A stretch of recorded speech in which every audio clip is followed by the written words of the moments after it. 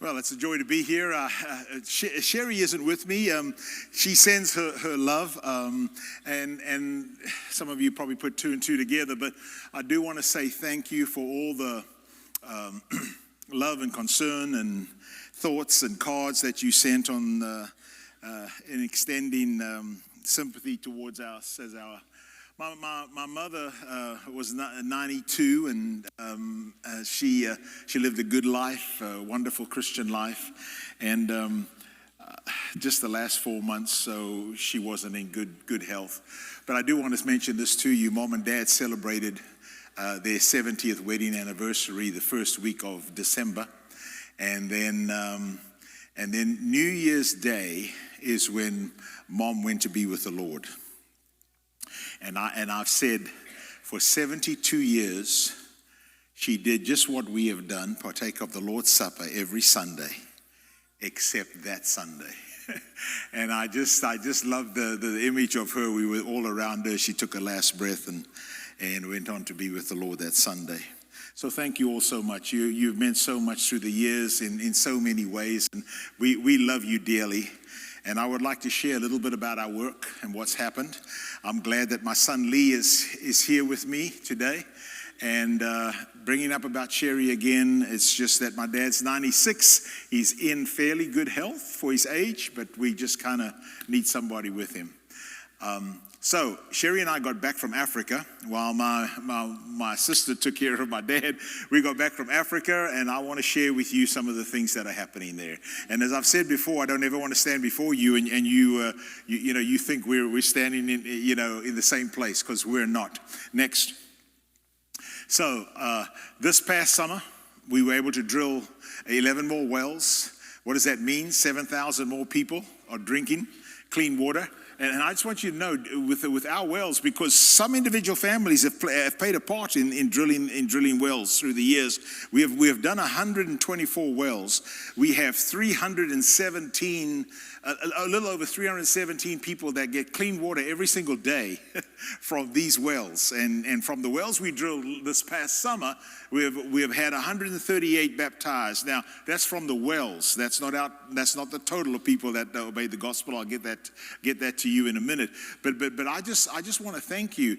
We were driving through Jackson, and Lee asked me, "What's the population of Jackson now?" It's been a while since we've been there, and we looked it up. It was 65,000, and we're providing water for 317,000, over 317,000 every single day. Next.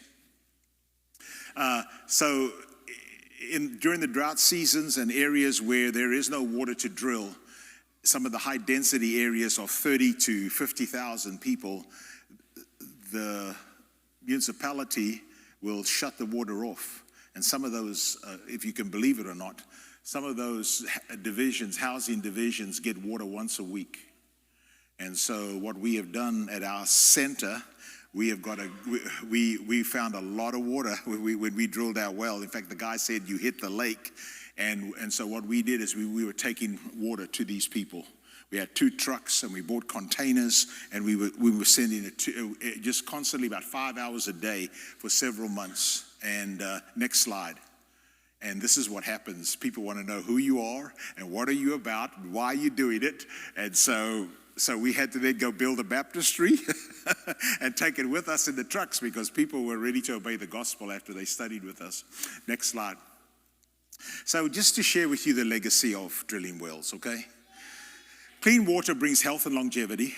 As I've mentioned to you before, in some of the areas of Africa where we are working, life expectancy because of the contaminated water is about 30, 31, 32, 33 years old. That's them.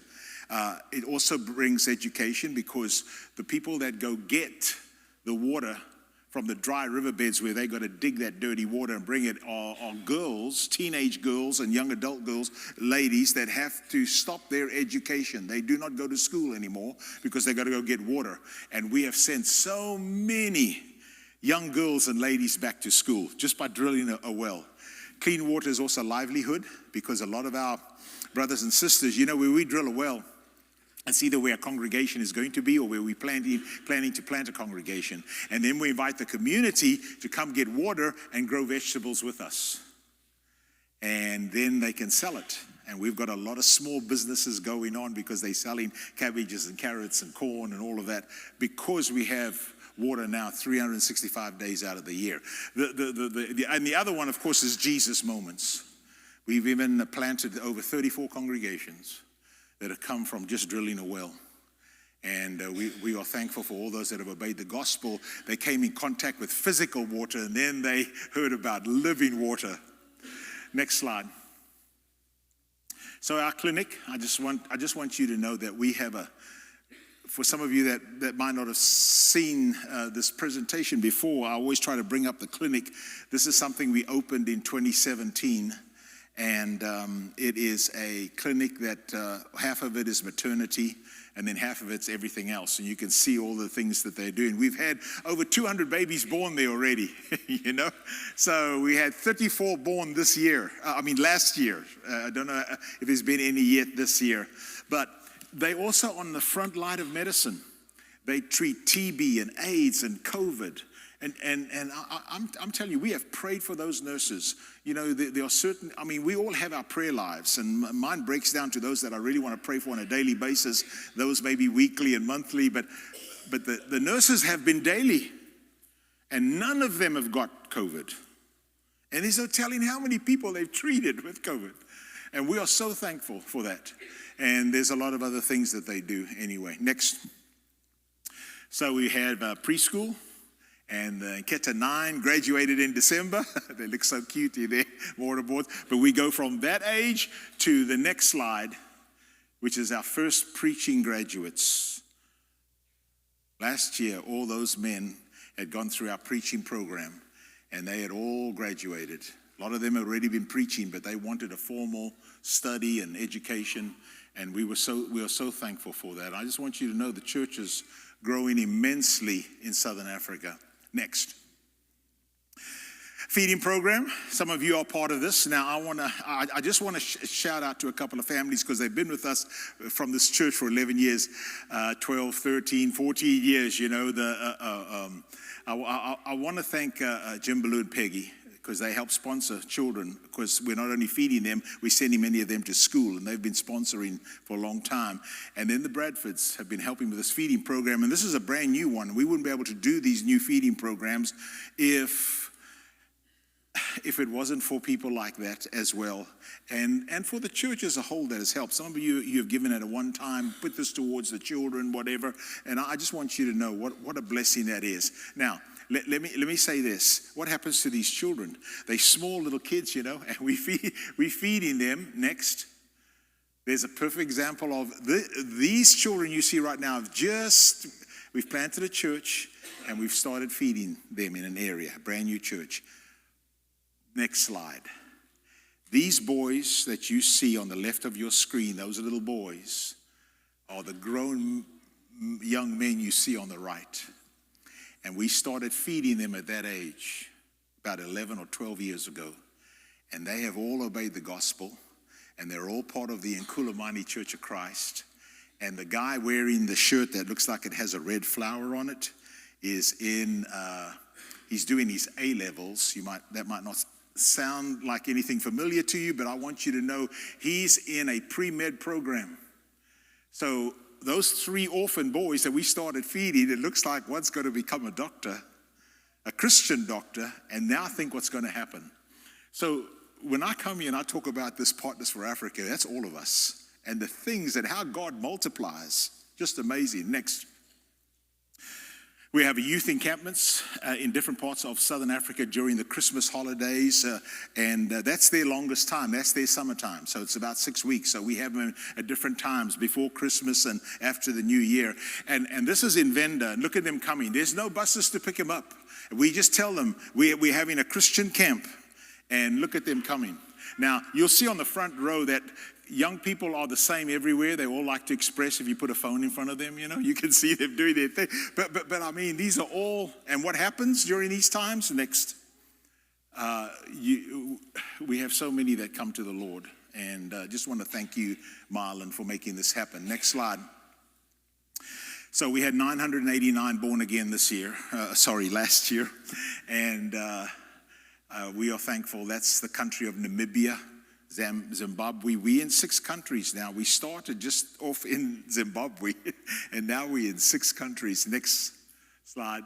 And there's South Africa. Now, the one I want to tell you about Zambia is because the Zambia one, that's interesting, because before we took that person down to, it's Lake Kariba. You can Google it. It's the largest man-made dam in the world.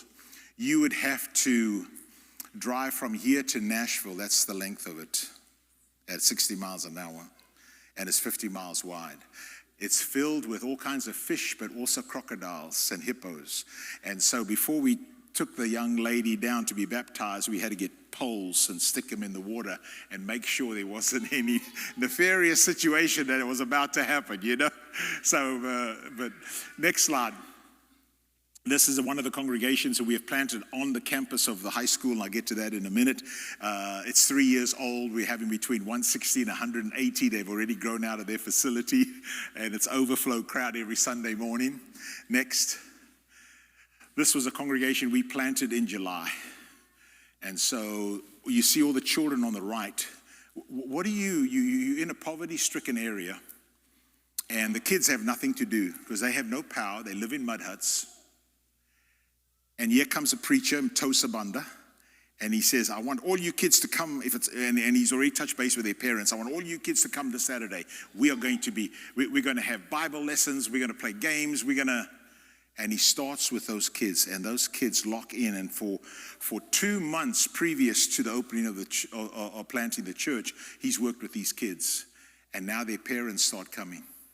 And this is the opening day, the first Sunday. And they had pitched a tent, and as you can see, the tent wasn't big enough. So, I mean, you know, there are certain sweet spots at different times in our world. We're in a sweet spot right now.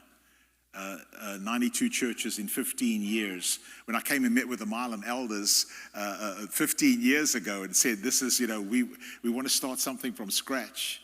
And look what's happened. Look how the Lord has blessed us. Next slide.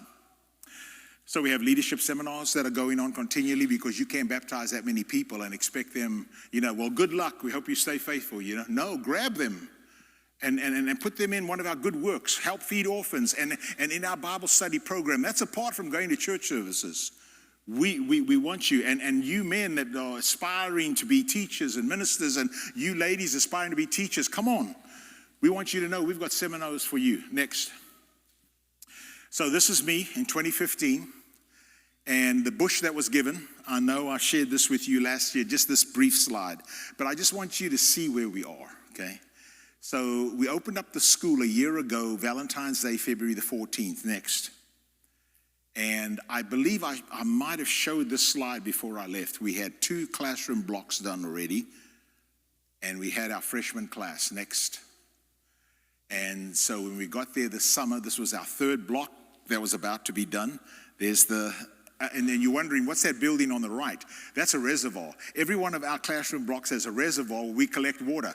We're going to drill for water, and we're going to collect water from the sky because it's in a drought area. You get all the water that you can. Next slide. This happened, and now those kids are in the new classroom wing because we have our 2nd freshman class right now, okay? Next. That was the inside, but this is what it looks like right now. Next. Next. And you know that we have this wonderful sports field that we had to dynamite because it's granite. We had to dynamite it 3 times to get it level. You know, a pretty exciting school. They dynamite there, you know. But we have a state champion, a javelin thrower who is a girl, by the way. We had guys throwing the javelins because we were holding this meet. That guy threw the javelin, and this girl said, "I'd like to throw it," and she threw further than all the guys and ended up being state champ for the girls. So our school's a year old. Isn't that great? Next slide. And then we had. When you open a school, what do? You find out ways to reach others. And so we had a baseball camp, and we had a soccer camp. We had 3 guys that played baseball for Harding, and they've played baseball overseas, and they came and did these all Christian camps. We want them to know Jesus Christ. You drill water, you distribute food, you do sports camps, but it's all about Jesus Christ. How do you get them? And it's just wonderful what's happening. Next. So this is Laura, our daughter Laura. That's her oldest son, Tristan on the left. He was part of the soccer camp. And her middle son, her second son is in the middle, Dakota. And they also part of this. And they've been to Africa 5, and this will be their 6th trip. In fact, Tristan's about to graduate. And he's going to come spend 5 weeks with me before he decides what he's going to do in life, And so who knows? Next slide.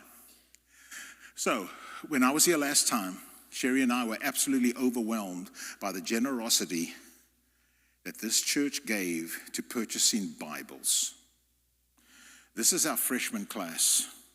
So when Sherry and I went back, we gave every student a Bible out of the funds that you contributed. This was the freshman class. They're sophomores now. I had a mother come up to me the next day, and she said, my daughter brought home the Bible, and I want you to know that this is going to be our family Bible. It's going to be our family Bible, and we've decided that we as a family are going to read the Bible together one night a week. What a novel idea. Next slide. This is our second freshman class. This was taken 3 weeks ago. Sherry and I were with these children, and we gave them the tail end of your funds. We bought those Bibles with the tail end of your funds, okay? So you've got a high school starting here. These kids, it's a mixture. Some of them know a little bit about Christianity. Some of them are into ancestral worship. They all come from... And here we could put the Bible into their hands. Well, more than that. Next slide. That's them with their Bible program and their Bibles. And our daughter Laura has done the Bible program for us. It's the story of Israel, the story of Jesus, and the story of the Bible. And by the time they got that, they're ready to leave and go plant a church. That's our curriculum. And you can see they're starting on Genesis. If you look at that real closely, you'll see an index there, and they're starting on Genesis. Next.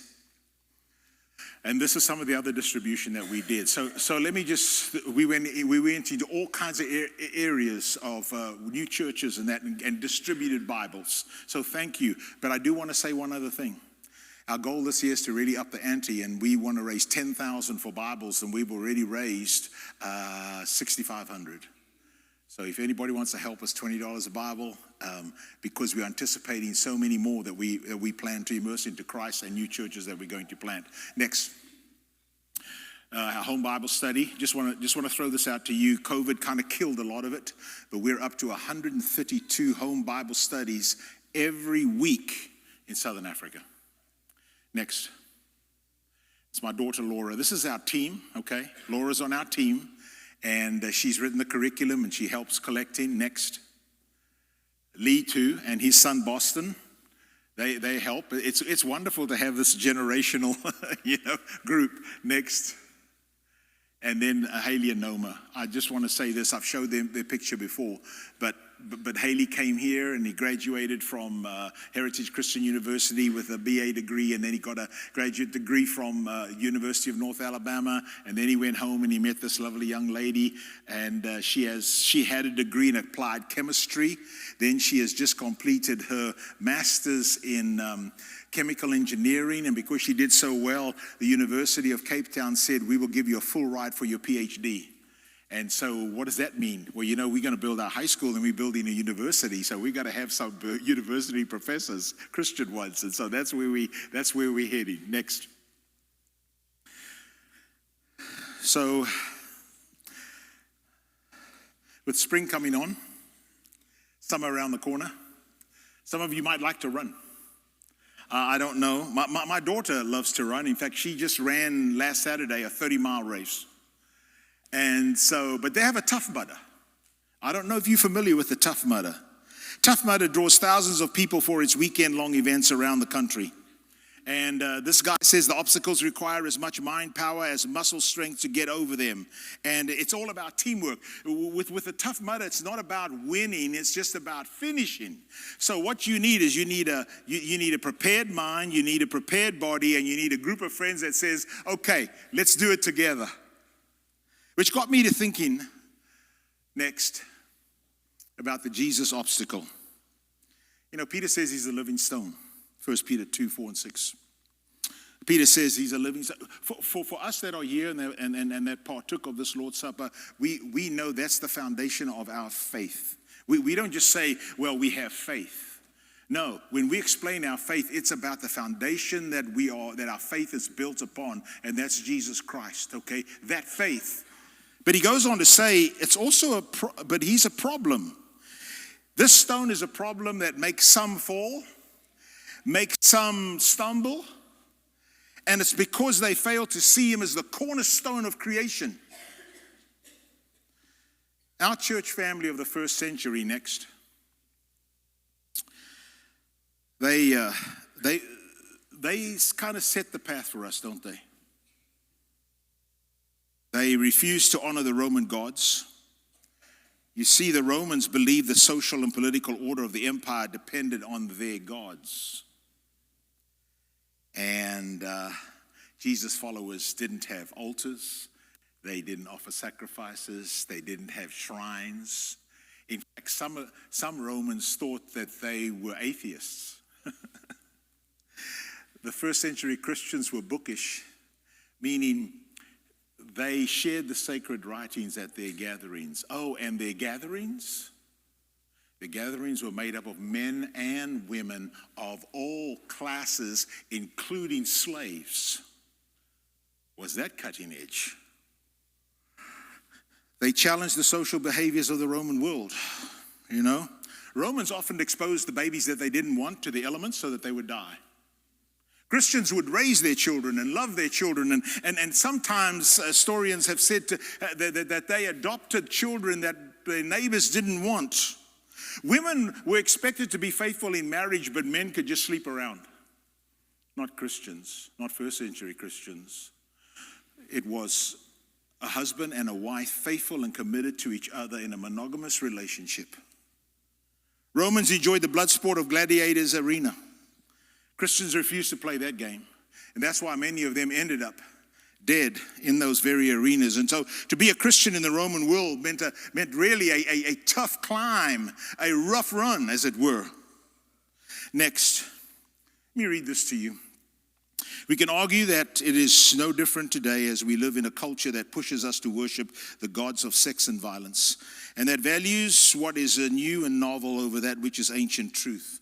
And today's social norms, much like the Roman Empire, are those of a continual sexual revolution rather than one filtered through the lens of Scripture. And in living in a world of chaos, what are we to do next?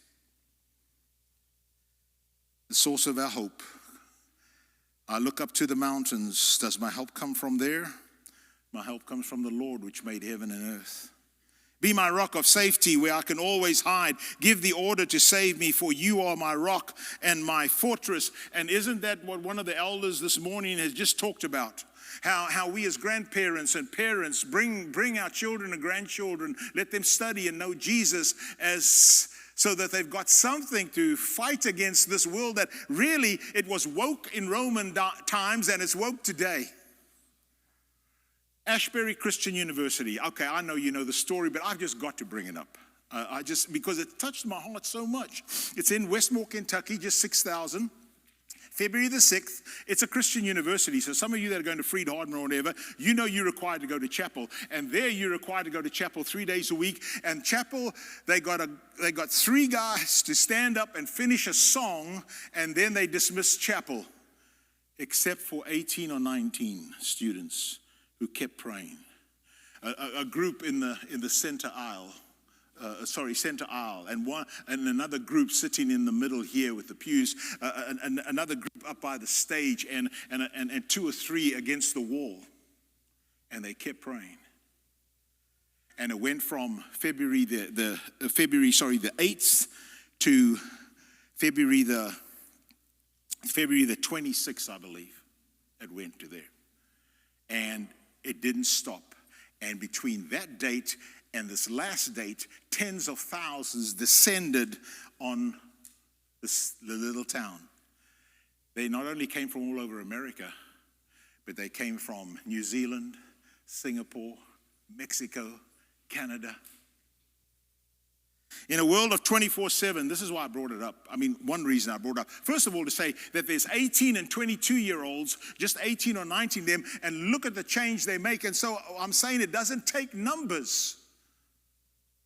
It takes sometimes just a few of us committed, or a church in a community that remains consistent in sharing Jesus. But it didn't go live. They didn't live stream until the 12th day. Now you tell me, college students between the ages of 18 and 22 haven't gone live stream yet after 12 days? Tucker Carlson from Fox News wanted to bring his camera crew and film it. And they said no. They said, we don't want that because, and that's why they didn't live stream right away. They said, because this is not about America, this is about Jesus. So, these students chose simplicity, selfless hospitality, and a relentless hunger for Jesus. I know the source of our hope is Jesus Christ. But can I just say one other thing? It matters that we're close to each other. I mean, when Jesus talked about, the church being built, I mean, there was reason, and this is one. We need each other. So encourage each other and build each other up. And let us think of ways to motivate one another to acts of love and good works. Next, how did Jesus run? Let me close my thoughts with this. He was tempted as we are to follow the social norms as the path of least resistance, but he committed no sin, the Bible said. He spoke truth rather than bend his truth to sound better to the itching ears of the culture. No deceit was found in his mouth. Running the race isn't about staying on the sidelines, about passing obstacles, about running with perseverance and knowing the ultimate goal. That's it. For Jesus, the goal was saving the very world that crucified him. For his family, for us, doing our best to join him in that race. There is a college student named Sadie. She goes to the Cross Point Church of Christ in Florence, Alabama, and she's just a wonderful person. And there was a young guy that really liked her. In fact, he's a fine guy too. In fact, he plays Division I football, and he liked Sadie, and Sadie liked him too. But this is what Sadie said. Sadie said, "I want you to know that I'm running with Jesus. And if we're going to be together, you're going to have to run with me." So we've got a world out there constantly challenging us. But it's still going to be about Jesus, okay? You stay close to each other. You love each other. And encourage each other. And know that this is truth. Not that in the world that constantly is changing and never fixed. Invitation is given. We invite you to come. If you need to know the Lord more, there are people here that will study with you. If you want to be born again, opportunity is here. And I would just say, stop that Sunday stroll with God, and make it real. Won't you come as we stand and sing?